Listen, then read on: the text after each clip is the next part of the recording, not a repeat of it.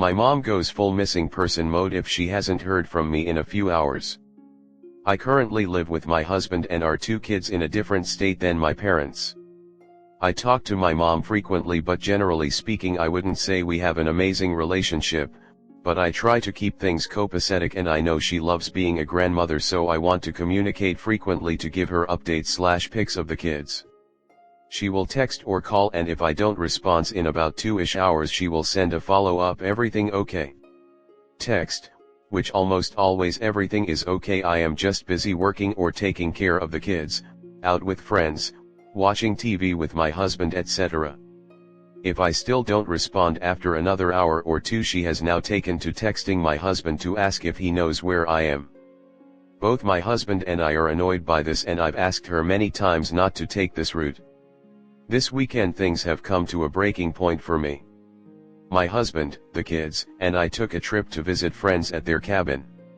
I didn't realize until we got there that cell reception wasn't great. My mom texted Saturday morning and I didn't respond since it didn't come through. Obligatory follow-up text asking if I'm okay a few hours later, then a text from my dad asking if I'm okay. My husband, who also didn't have cell reception, had missed texts and calls from both of them as well. Finally, we went out for an excursion and got signal. My husband immediately received a call from his grandma saying that my mom had contacted her to try and figure out what was going on and if we were okay. It has probably been 8-ish hours that I hadn't been in touch at this point. I was pretty livid, and while I've calmed down a bit I'm still feeling angry about being treated like a child when I'm an adult with children of my own. Has anyone dealt with a similar situation/relationship and been able to set successful boundaries? Anytime I try to bring this up with my mom, she claims that if I was keeping her in the loop more there wouldn't be an issue and will not acknowledge that she could be the problem. Comment: I've had this problem and it's awful. In my case, it was a friend. If I didn't reply immediately she would go into a tailspin. I would end up with texts that became increasingly hysterical and outlandish. It was incredibly draining. Is there a way to set up an autoresponder? I know with Apple phones you can set up driving mode so when people text it can auto-reply with a message. You can also specify who it goes to, so you don't annoy folks with the message. This has helped a lot, especially when I'm traveling or going to be away from my phone. With my friend, I eventually backed out of the relationship. That's not really an option for you. That said, if everyone knows she goes off the rails, maybe try to ignore it as best you can. Mom, I don't always have time to respond to you right away. You need to stop harassing everyone when that happens and just wait until I have time to respond. If, on the off chance, something is wrong, someone will let you know. There will be no more texts to husband, grandma, or anyone else asking where I am. If you can't do that, you'll get one phone call once a week and that will be it. I think you've enabled this behavior by pandering to it. At this point I would drop communication back to once a week, only responding to her messages on that day and not replying to any other communication until she has learned her lesson. Maybe inform other family and friends what is happening, and why, and tell them not to get involved/ignore messages from your mom or dad. If she learns her lesson you can slowly allow calumniation to be more frequent, but if she starts crossing boundaries again then tell her you will only get in contact with her fortnightly, then monthly, and so on. Next story 2. I need advice on how to talk to my partner about differences on money and life plans. Throw away because I'm worried my partner will see this. Sorry if this comes off as a long-winded ramble, but I don't have anyone I can talk to about it. I love my partner very much. We have been together for over 3.5 years and have lived together for 1.5. He is the most supportive person I have ever dated and we mesh so well together. He really is my best friend and the person I want to spend forever with. However, we differ a lot on life expectations when it comes to work and money. It may be worth noting that neither of us have or want kids. I grew up wanting a career and to be able to support myself. Being financially independent is really important to me. I crave stability.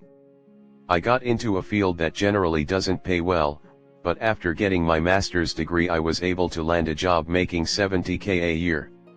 I won't be rich by any means, but I can at least be stable with what I make. I enjoy working and am pretty ambitious when it comes to career growth. I don't mind working long days if it's needed. I want to be able to travel and afford to retire one day. As a person I tend to think about, and stress over, the future a lot. My partner is the exact opposite.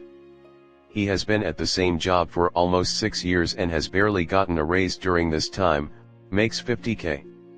Current entry-level positions in his field make more than that. There isn't any room for career progression at his current job because the company is like 4 people. He also doesn't get benefits or a 401k. He is working on getting an MBA, has taken on debt to do so, but seems to be unable to land another job. He also hates the idea of working regular hours. His current job is super flexible and he rarely works a full day or even half a day, but he also dislikes what he does.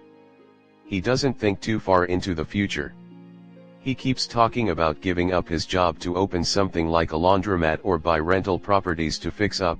He changes his mind so much. The thing is he barely has anything in savings, let alone retirement. I want to support him and his choices, but I don't want to have to be the sole financial supporter for us in the future.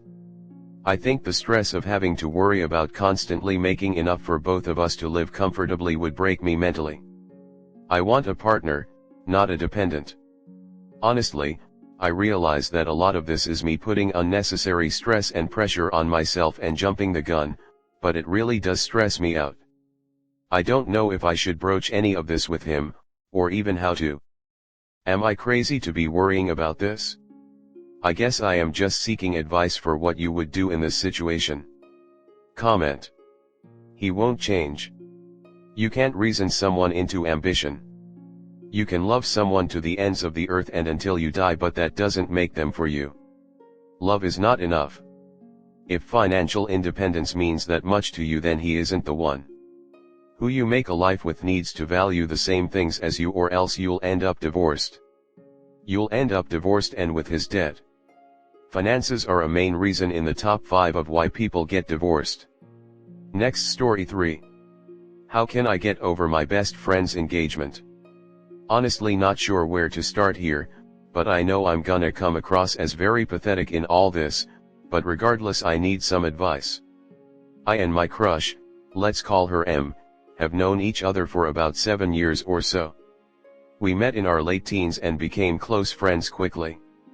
When I first met M, I had no feelings towards her other than a I enjoy being around this person kind of feeling. She's amazing, kind, funny, caring, and a joy to be around. She made and still does make my life brighter to be in. After about 3 years of knowing her, people would jokingly make comments about how close we were as friends, and they were convinced we'd end up dating, or at least to me, unsure if they said the same to her. I realized that they were right. I had developed deeper feelings for M than just being friends, but she had a BF at the time, so I didn't pursue it until about a month after she became single. I told her how I felt, but she said that she was still suffering from her breakup with her BF at the time and wasn't looking for a relationship, which felt shit, but I understood. Looking back, I think she had already started dating her current BF, M26, and didn't want to hurt my feelings. At first, I wasn't a fan of him, partially for jealousy reasons, but mainly because he was somewhat known at the time as someone with anger issues and was liable to lash out at the time, so I was worried that he would hurt her. However, their relationship has done him a world of good. While I don't really hang out with him, he's become far more relaxed over the years, and so looking at them now, as much as it pains me to say it, they are yin and yang, a perfect couple. As pathetic as it sounds, I know M has been trying to convince him to propose for a while now, so I've been mentally preparing myself to tackle whatever feelings come about from it head on. Today it happened. She posted an image of her hand with a ring on FB, saying they had gotten engaged. I was hit with waves of sadness, joy, and apathy when I saw that. Sadness cause, even though I know they're meant to be, hope can be painful sometimes.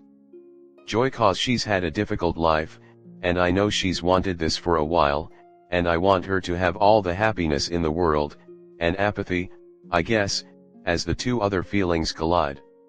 Even now, I find myself with a big smile on my face one second, and tearing up the next, all while I feel numb.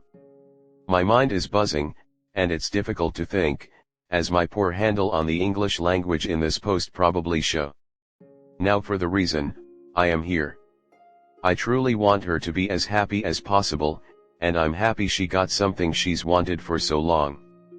I don't want to be the woe is me kind of person, and I want to be the run away with me kind of person even less. She's happy, and no amount of sadness I'm feeling gives me the right to take that away from her, and like I said, they're a great couple, but I'm scared, honestly. I can't tear up around her if we're ever talking about this. I need to smile constantly, and it can never waver. I need to put my feelings aside and be her hype man from the start and forevermore, but I'm worried I'm not strong enough for that. I don't want her to have to worry about me, I don't want her to feel like there's any pressure on her. I did consider maybe just using this as the sign that her life is moving on and maybe it'll be better for their new life if I wasn't in it, but I don't know if that's how she feels and it could cause her stress. And even if she thinks the same, I don't know if I'm strong enough to do it. I want to know whether anyone has been through this and can offer some advice. Listening back, even I can hear myself saying this guy needs therapy, but is this something therapists even concern themselves with, and if so, what kind of therapist do I look for? If there's anything that isn't clear here, please ask. I know and this post, is all over the place right now. Comment. It's not healthy to be friends, let alone best friends, with someone you are harboring romantic feelings for. Honestly, cut her out of your life if you can't set aside your feelings. She isn't going to choose you at the last second. I don't think you can rely on a therapist to convince you not to have romantic feelings towards someone. Distance yourself from her. It may be hard, but seeing her and her social media is not going to be healthy from you. Focus on other things in life. Eventually she won't be a concern for you anymore.